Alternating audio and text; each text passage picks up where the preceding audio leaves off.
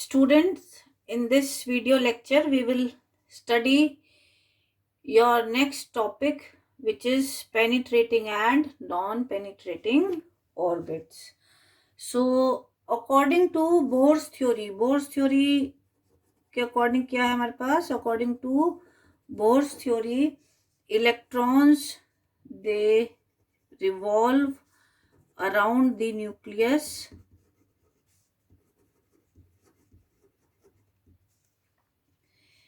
in circular orbits.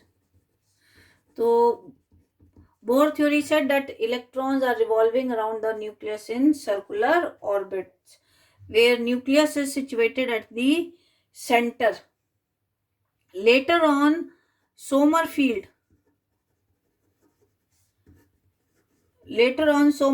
made two modifications in the Bohr's theory. तो पहली modification क्या थी? यू हैव ऑलरेडी स्टडी कि जो पाथ है इलेक्ट्रॉन का around the nucleus, it is an elliptical path.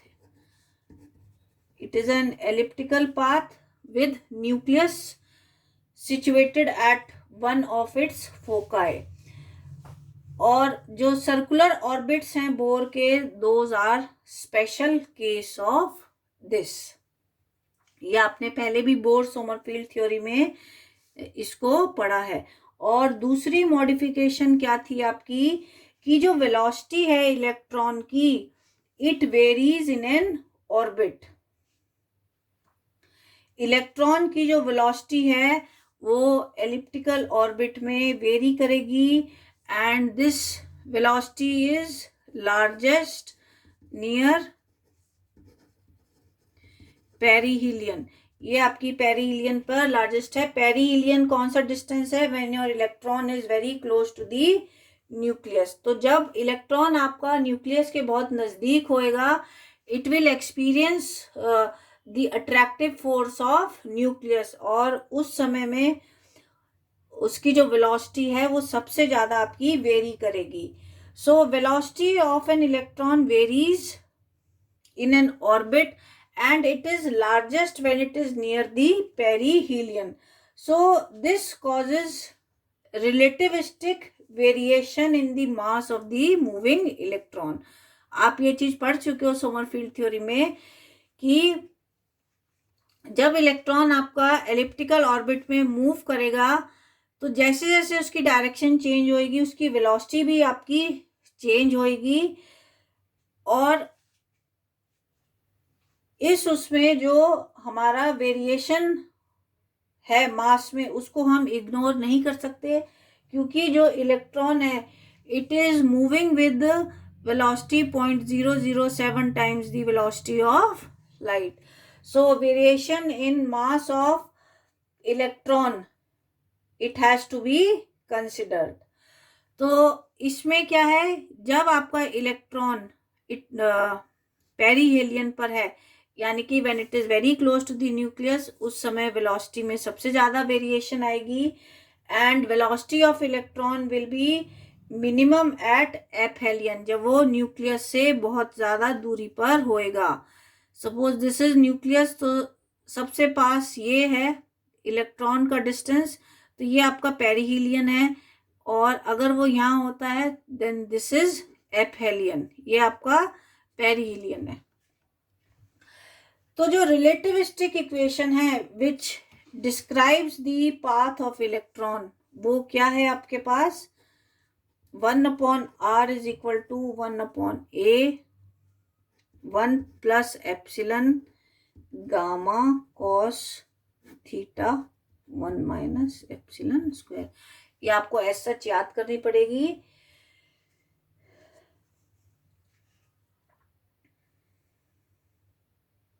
तो इसमें जो गामा है आपका, दिस इज सॉरी, ये जो गामा है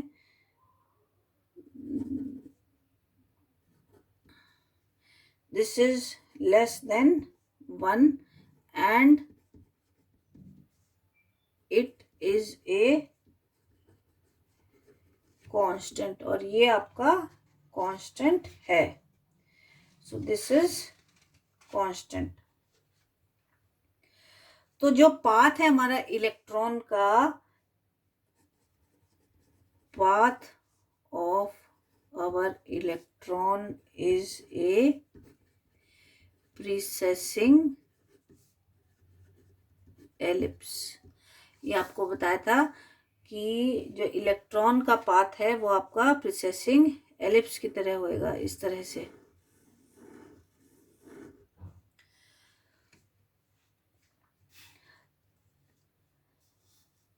तो इससे पहले हम आपका पेनिट्रेटिंग और नॉन पेनिट्रेटिंग ऑर्बिट स्टडी करें, we will study about the precessional motion. हम थोड़ा सा प्रिसेशनल मोशन के बारे में जान लेते हैं। तो देखिए आपके बोर्स थ्योरी के अकॉर्डिंग क्या है कि सेंटर में जो है आपका न्यूक्लियस प्लेस्ड है, और जो इलेक्ट्रॉन्स हैं आपके सर्कुलर ऑर्बिट्स में न्यूक्लियस के चारों तरफ आपके रिवॉल्व करते रहते हैं। This is according to your Bohr's theory. फिर उसके बाद क्या है आपके पास, सोमरफील्ड ने कहा कि दिस इज योर न्यूक्लियस, कि जो इलेक्ट्रॉन का ऑर्बिट है it is elliptical in nature. This was according to your Sommerfeld. फिर आप देखिए दिस इज योर न्यूक्लियस और ये आपका इलेक्ट्रॉन का ऑर्बिट हो गया, तो ये पॉइंट आपका पेरीहेलियन हो जाएगा एंड दिस विल बी एपहीलियन। और ये जो डिस्टेंस है ये आपका आर रहेगा। तो जो एलिप्स है in which your electron is revolving, ये आपका यूनिफॉर्म नहीं होता है and this is responsible for the precessional motion. तो इस फिगर में जो है आपका न्यूक्लियस जो है it is situated at one of its foci of the ellipse and electron जो है आपका एलिप्टिकल पाथ में रिवॉल्व कर रहा है।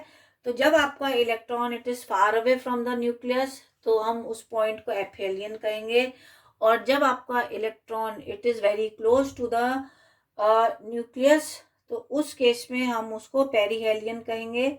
And when it is very close to the nucleus तो जो ये आपका आर है ये आपका मिनिमम रहेगा।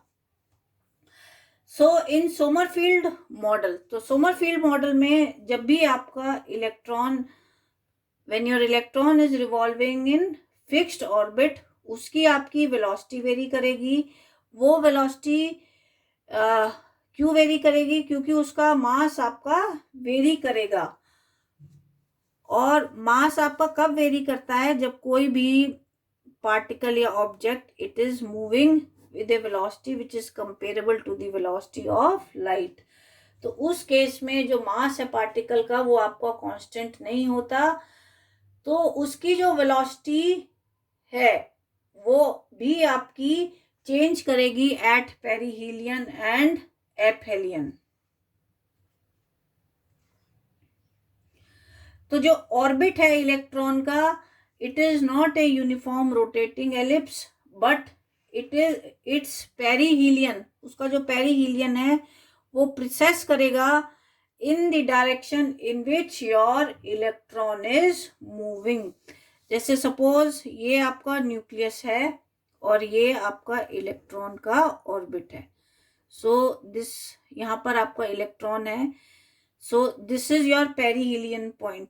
तो अब अगर ये जब प्रिसेस करेगा तो this will precess like in this way. फिर जब दूसरा आगे जब प्रिसेस करेगा तो वो आपका इस तरह से हो जाएगा। तो इस तरह से ये आपका प्रिसेस करता रहेगा। It will precess in a direction in which your electron is moving.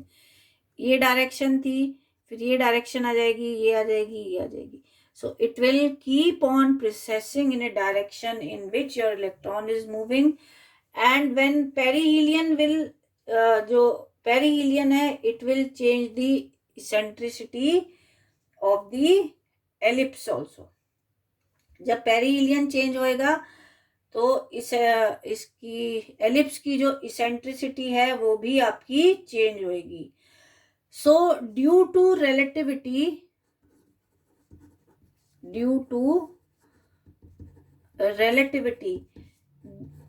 जो हमारा पेरिहेलियन है, इट विल नॉट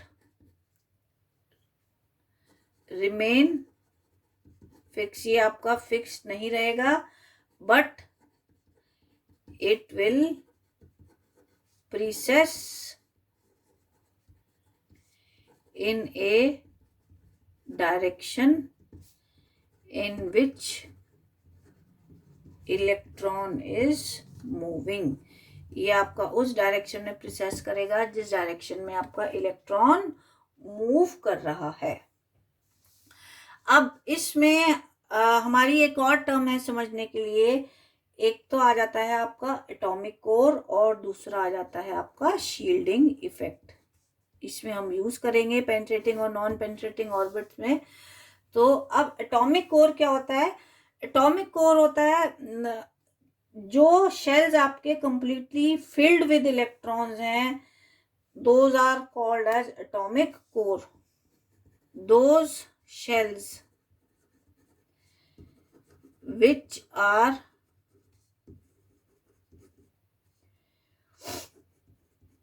completely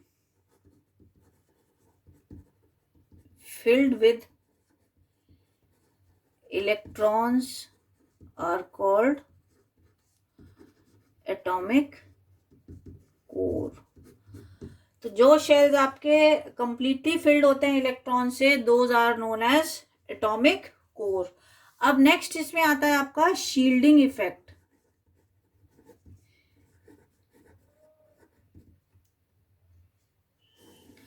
तो शील्डिंग इफेक्ट क्या होता है?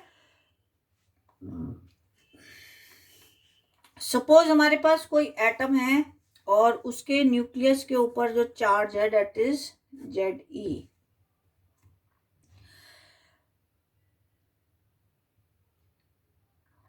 तो जो शेल्स आपके कंप्लीटली फिल्ड है, जैसे ये हमने आपका न्यूक्लियस ले लिया Ze, ये हमारा कंप्लीटली फिल्ड शेल हो गया और ये हमारा वैलेंस शेल हो गया।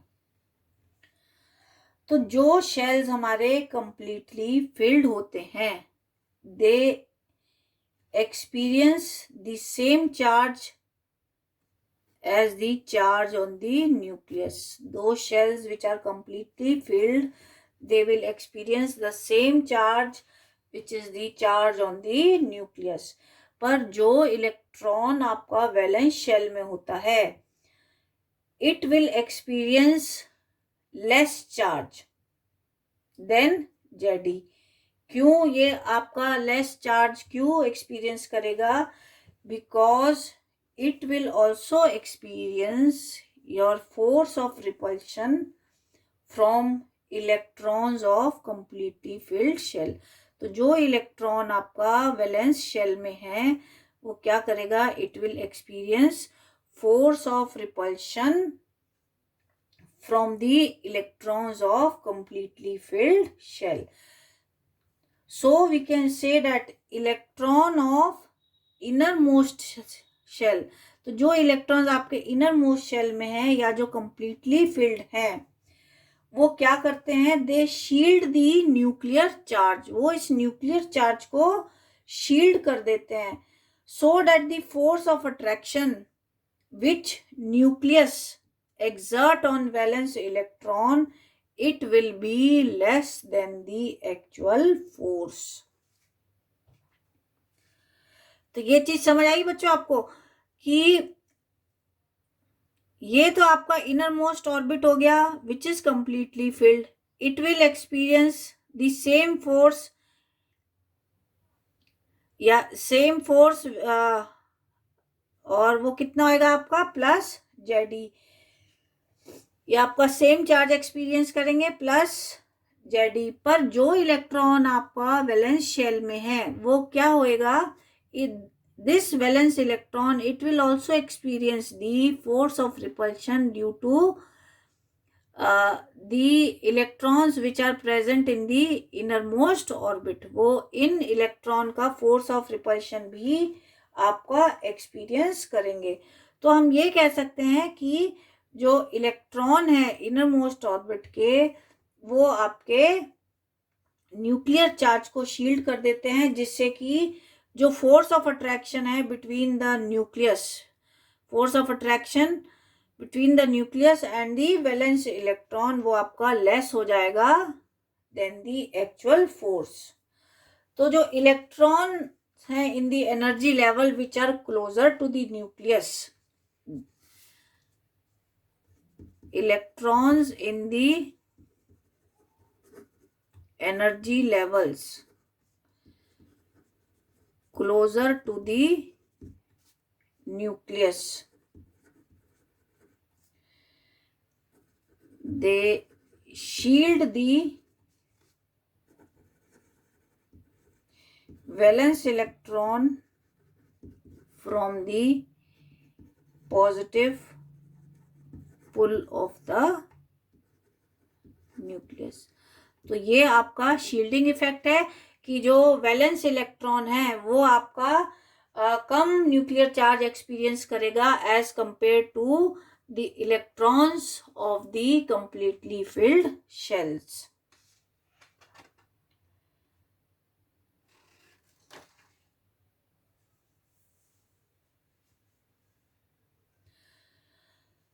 तो आपके पेनिट्रेटिंग ऑर्बिट्स,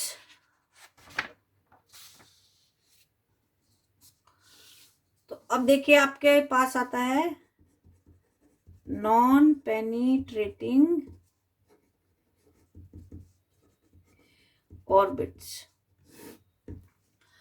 तो नॉन पेनिट्रेटिंग ऑर्बिट्स कौन से होते हैं? These are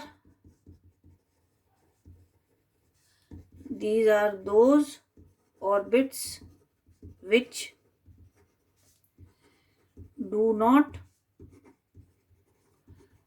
penetrate the atomic core. atomic core क्या हो गया? अभी बताया था आपको, this is your combination of nucleus and your completely filled shells. So this is the combination of nucleus and completely filled shells. So ये अगर आपका, if this is your atomic core, ये आपका atomic core है, which is the combination of nucleus and completely filled shell. So this is your non-penetrating orbit. तो non-penetrating orbit क्या होएगा? It does not penetrate the atomic core. तो ये आपका outer most orbit है. तो जो आपके observed energy levels हैं, they are very nearly equal to the orbits which are hydrogen like orbits. तो जो हमारे observed energy levels आएंगे, observed energy levels are very nearly equal to the orbits which are your hydrogen like orbits.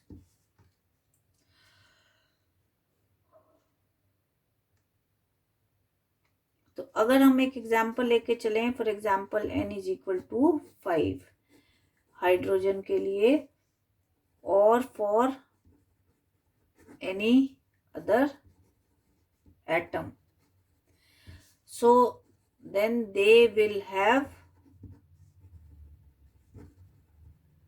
same energy. इनकी जो energy है वो same रहेगी। तो थर्ड पॉइंट इनमें क्या आएगा नॉन पेनिट्रेटिंग ऑर्बिट में, तो ये ऑर्बिट्स आपके these orbits corresponds to states for which k is very nearly equal to n. K क्या था हमारे पास, एजीमुथल क्वांटम नंबर था and n was your principal quantum number. So for a given value of n, for a given value of n, हमारे पास क्या है, k can have n values, ये आपने पढ़ा हुआ है। for a given value of n, k can have n values. so if n अगर आपके पास 5 है then k will have 5 values, और वो कौन कौन सी होंगी, 1 2 3 4 and 5.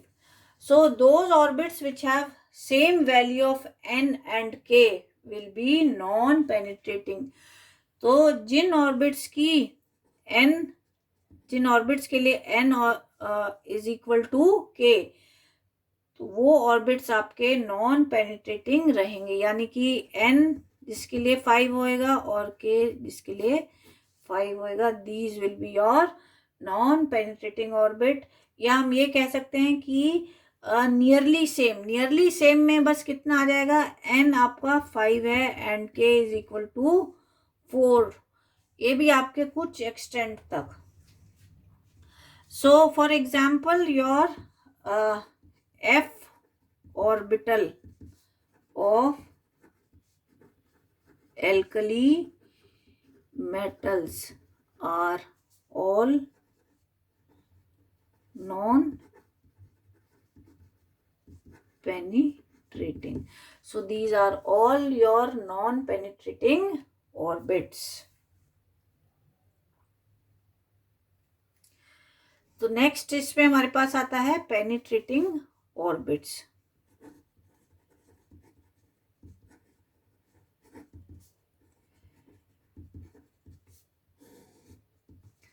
तो पेनिट्रेटिंग ऑर्बिट्स कौन से होंगे, these are those orbits which penetrate the atomic core. ये ऑर्बिट्स वो होंगे जो आपके एटॉमिक कोर को पेनिट्रेट कर जाएंगे। This is your atomic core, so this is your penetrating orbit. ये फिगर हो सकती है या आप इसमें ये फिगर भी ड्रॉ कर सकते हैं। This is also your penetrating orbit. तो जो एनर्जी वैल्यूज है that is appreciably different from the corresponding orbits of hydrogen atom. Non penetrating orbits में जो एनर्जी लेवल्स है वो आपकी सेम आती थी जितनी आपकी हाइड्रोजन एटम के केस में आती थी, पर पेनिट्रेटिंग ऑर्बिट के केस में जो एनर्जी वैल्यूज है वो उसमें काफ़ी डिफरेंस रहेगा from the corresponding orbits of hydrogen atom.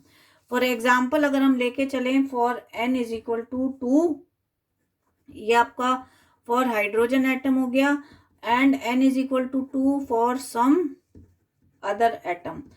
So the energy value of other atom हम कह रहे हैं कि वो डिफरेंट होगी from the energy value of hydrogen atom. तो इसमें हम क्या करेंगे, we will compare the values of n and k। If n and k are same, अगर n और k आपके सेम है तो ये ऑर्बिट्स कैसे हो जाएंगे, they will be your non penetrating orbits. सो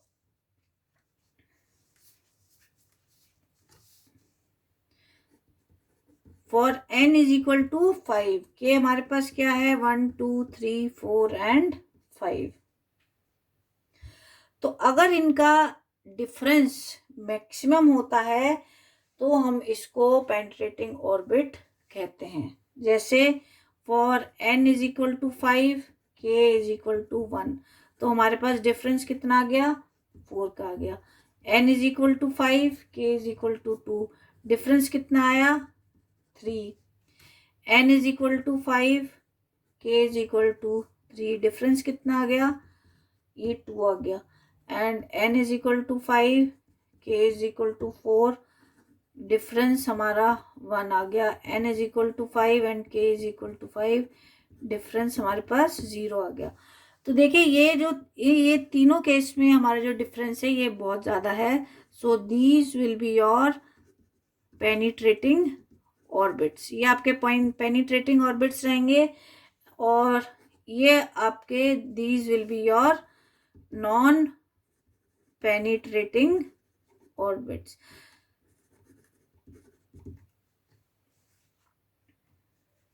तो जैसे आपका फॉर एग्जाम्पल जो s ऑर्बिट है, s orbit of lithium and p orbit of sodium and potassium, these are your penetrating orbits.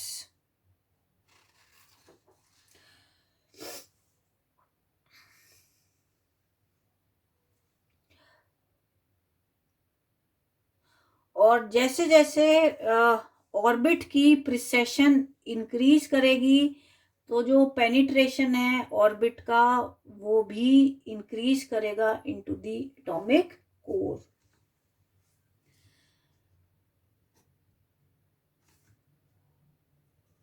जैसे आप ये लेके चल सकते हैं, this is your atomic core, और ये आपका नॉन पेनिट्रेटिंग ऑर्बिट हो गया। अब इसमें देखिए, this is your atomic core, ये आपका पेनिट्रेटिंग ऑर्बिट हो गया, और इसकी अगर प्रिसेशन लेके चलेंगे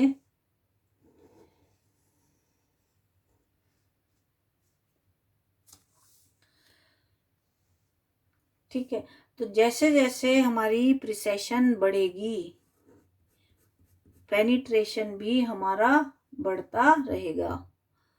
जैसे जैसे हमारी प्रिसेशन बढ़ेगी पेनिट्रेशन भी हमारा जो है वो बढ़ जाएगा।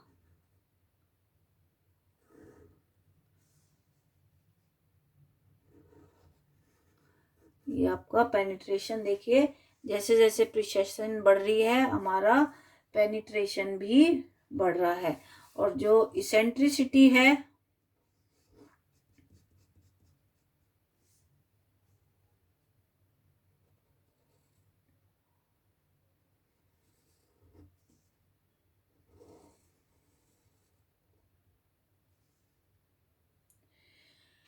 तो जो हमारी इसेंट्रिसिटी है इट इंक्रीजेज इन इसेंट्रिसिटी, ये प्रिसेशन आपका इंक्रीज हो रहा है, eccentricity increases in penetrating orbit because precession also increases। तो जैसे जैसे प्रिसेशन बढ़ेगा इसेंट्रिसिटी भी इंक्रीज होएगी और पेनिट्रेशन भी आपकी बढ़ेगी। So this was all about your penetrating and non penetrating orbits. तो कल हम इसमें आपका स्टडी करेंगे quantum defect of penetrating orbits.